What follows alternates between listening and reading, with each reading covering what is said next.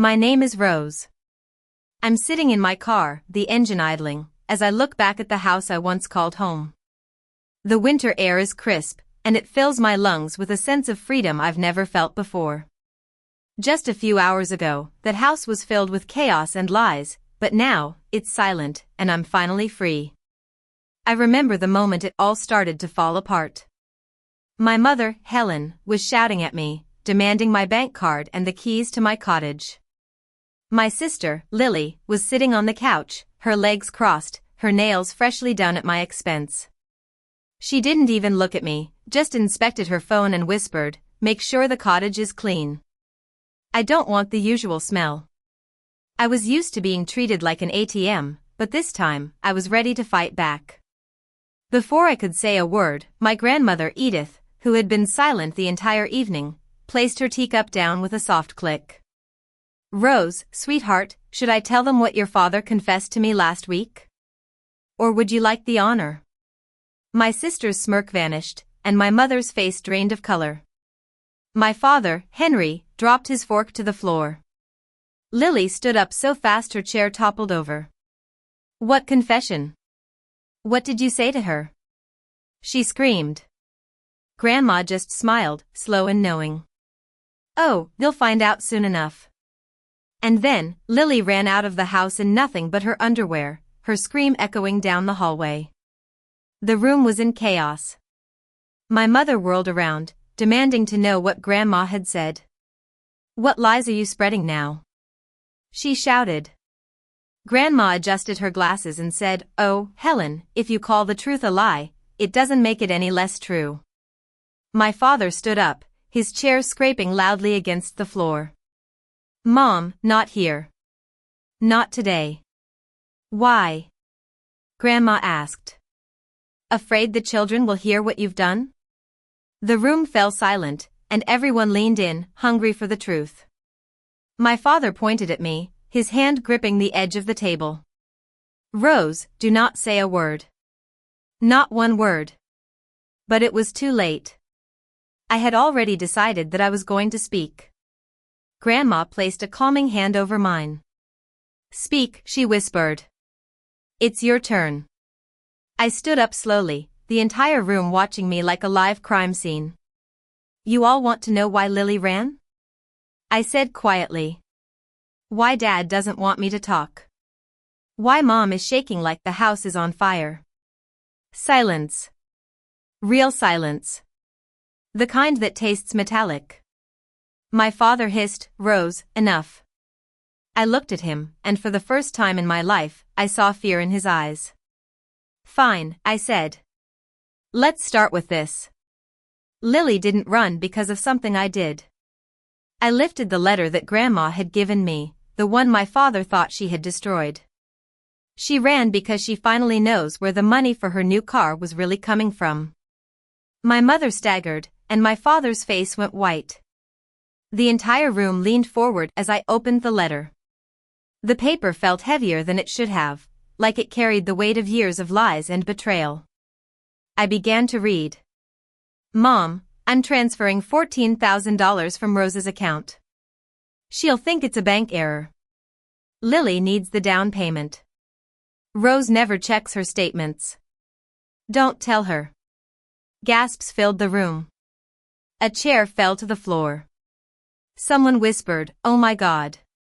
My mother burst into tears. "You weren't supposed to see that. You always have more money than you need." I stared at her. "I have more. Mom, I work 2 jobs. I rent a basement apartment.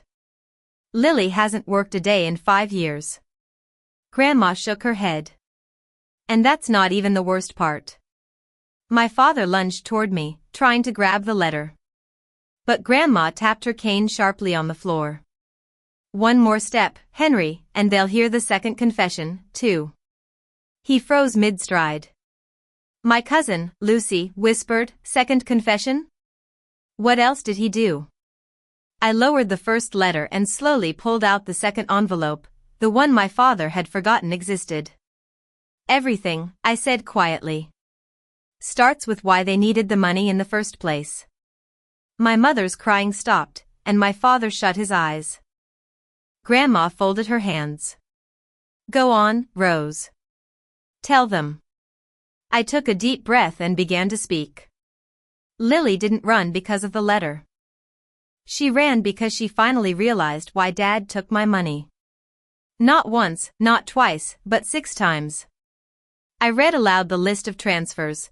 Transfer $7,200 from Rose's savings to Lily's cosmetic clinic. Transfer $4,850 from Rose's emergency fund to Henry and Helen's credit card payoff. Transfer $2,100 from Rose's business account to Lily's luxury shopping. Transfer $6,000 from Rose's account for a car deposit for Lily. Transfer $3,200 from Rose's account for cottage maintenance. And the last one, transfer $12,500 from Rose's hidden joint account under Dad and Lily. The room erupted in chaos. Voices, gasps, and shouts filled the air. My father held his head in his hands, and my mother sobbed into a napkin. Lily peeked through the hallway doorway, pale and breathless, her mascara running down her face. Dad, you said you'd pay her back. You said she'd never find out. You promised, she cried. The room turned toward my father like a jury. He whispered, I was going to fix it. Grandma leaned back. No, Henry. You were going to hide it. There's a difference. I folded the papers. And we're still not at the worst part. A chill ran through the room. Lucy whispered, There's more? I nodded. There's one more secret. The one Dad begged Grandma not to tell. The one that explains everything, including why they suddenly want my cottage. My mother let out a strangled gasp, and my father's eyes filled with panic. Lily backed away as if expecting lightning. I finally said it. Grandma, tell them what you found out about the cottage deed. Grandma folded her hands neatly in her lap. Your father didn't want you to see the cottage deed because it's not your birthday gift like he claimed. It's not family property, and it certainly isn't his to hand to Lily. My aunt, Sarah, whispered, Then who owns it? Grandma opened her purse, pulled out the original deed, and placed it on the table. The room fell into stunned silence. My mother's lips trembled, and my father shut his eyes. Grandma spoke clearly. The cottage was bought 9 years ago by your grandfather, paid in full. In his will, he left it entirely to Rose. Gasps filled the room. Even Lily stumbled back a step. I felt my heart beat in my throat. Grandpa left it to me? Grandma nodded gently. He saw how they treated you. He wanted you to have one thing they could never touch. My father's voice cracked. It was supposed to be ours, all of ours, the family getaway. No, Grandma said firmly. You rewrote that story, not him. Lily burst forward, grabbing the deed with shaking hands. But Dad said. Dad promised me the cottage for New Year's. He said it was mine. I looked at her, not with anger, but pity. Lily, he lied to you the same way he stole from me. She blinked, stunned and humiliated. Grandma wasn't done. And that's not the whole truth. There's something else your father confessed. My mother's head shot up. Mother, I know. But Grandma's voice cut through everything. The reason Henry tried to take control of Rose's cottage is because he used it as collateral for a debt she never knew existed. The room exploded. For a moment, nobody breathed. Lily's mouth hung open, and my mother gripped the edge of the table like she might faint. My father's eyes darted between us, cornered like a man whose last lie just snapped under its own weight.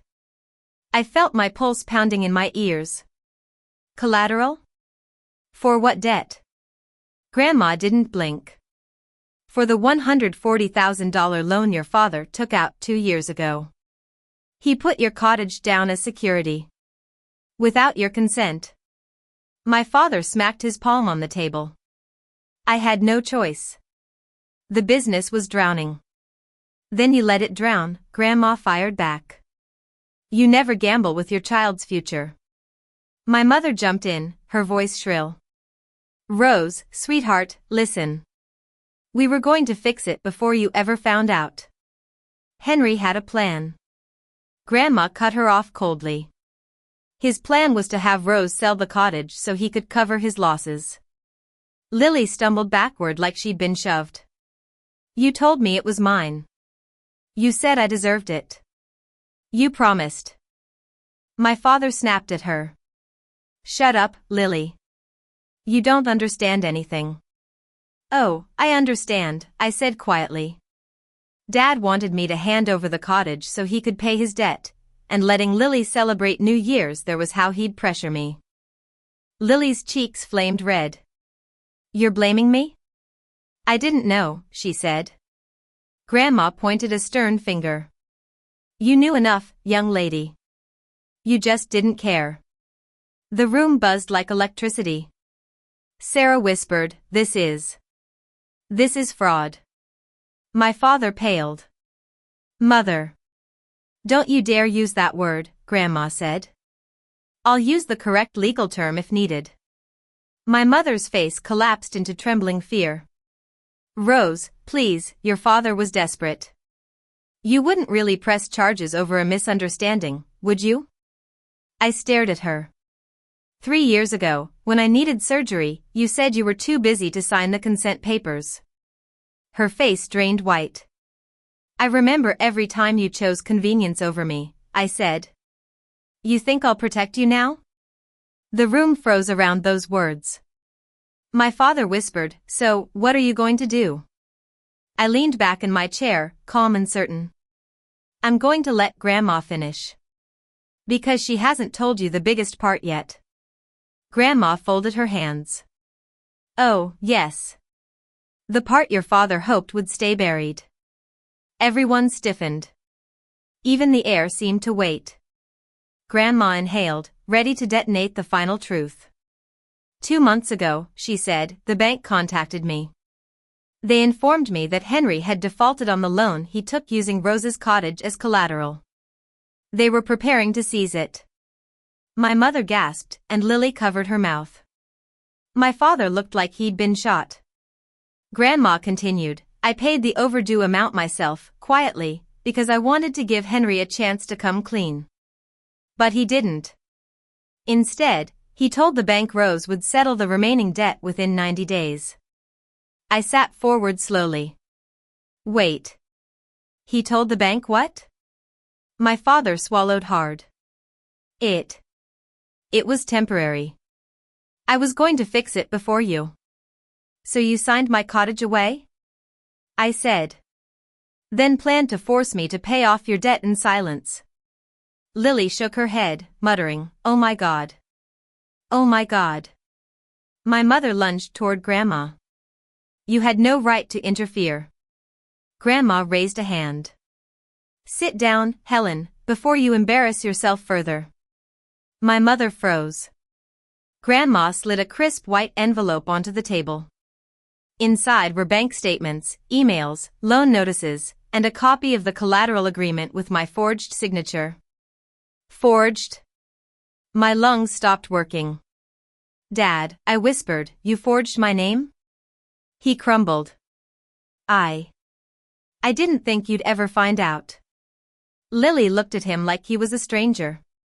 You told me Rose didn't want the cottage anymore, that she handed it to you willingly. He slapped his forehead.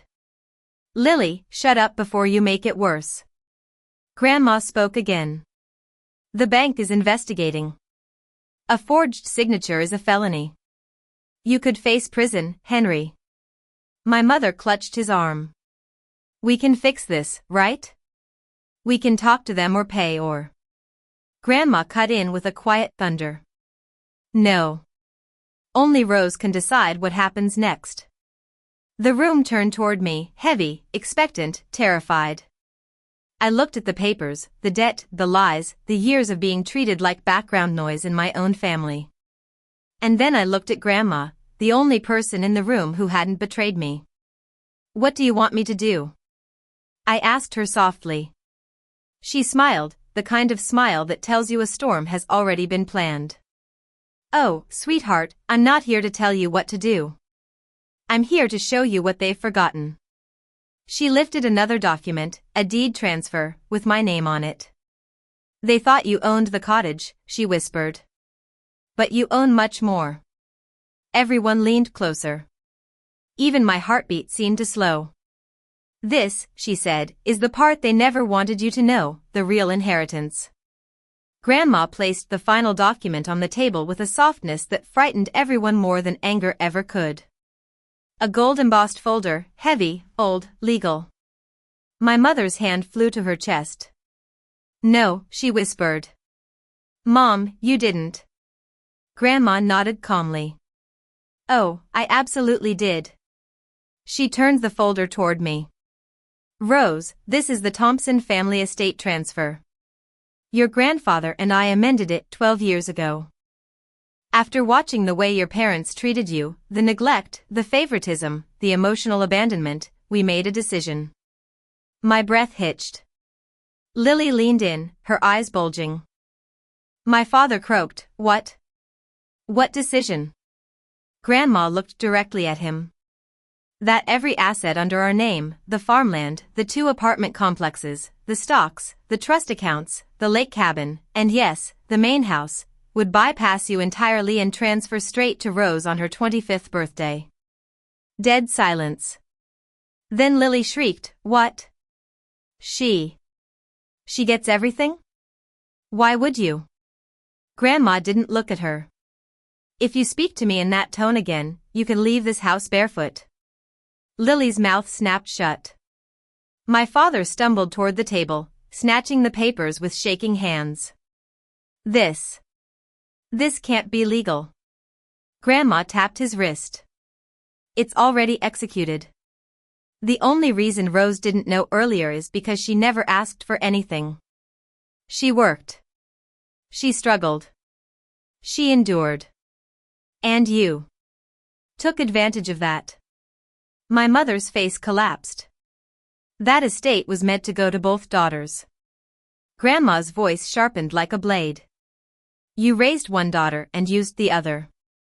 I felt tears burn behind my eyes, not from sadness, but from a strange, rising strength. What do I do now? I whispered. Grandma cupped my jaw gently. You choose peace, not revenge, not anger, peace. I inhaled slowly. Then I turned to my parents.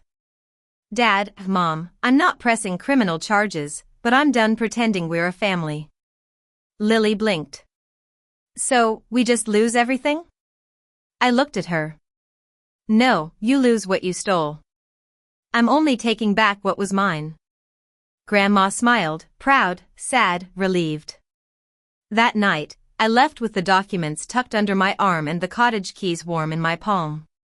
Outside, the winter air felt cleaner, lighter, like I could finally breathe.